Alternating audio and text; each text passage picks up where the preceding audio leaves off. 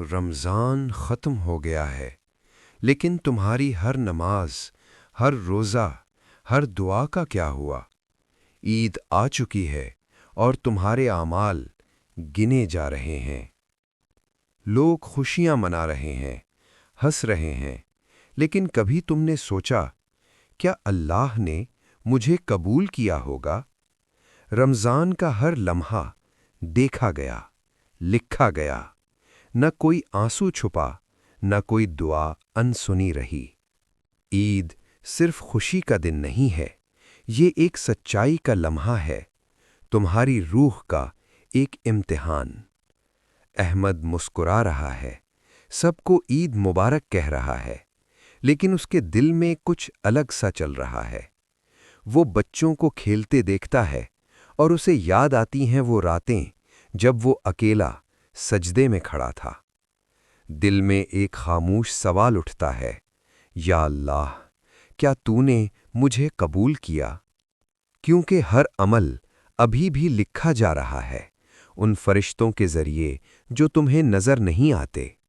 کچھ اعمال کئی گنا بڑھا دیے جاتے ہیں اور کچھ اخلاص نہ ہونے کی وجہ سے مٹ جاتے ہیں۔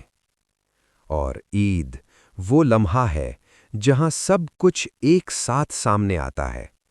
اسے یاد آتی ہیں وہ نمازیں جو اس نے جلدی پڑھیں، وہ صبر جو اس سے کھو گیا، وہ لمحے جب وہ کمزور پڑ گیا۔ پھر اسے یاد آتے ہیں وہ آنسو سجدے میں بہے ہوئے جو صرف اللہ نے دیکھے، اور اچانک عید بدل جاتی ہے۔ یہ صرف خوشی نہیں رہتی، یہ ایک آئینہ بن جاتی ہے۔ تو آگے بڑھنے سے پہلے، خوشیوں میں کھو جانے سے پہلے، ایک لمحہ رک جاؤ اور خود سے پوچھو، رمضان نے مجھے کیا بدلا؟ کیونکہ ابھی بھی تمہارے اعمال لکھے جا رہے ہیں، تمہاری کہانی ابھی ختم نہیں ہوئی۔ کچھ ساتھ لے جاؤ، ایک نماز، ایک عادت، ایک سچی نیت، اسے ختم نہ ہونے دو۔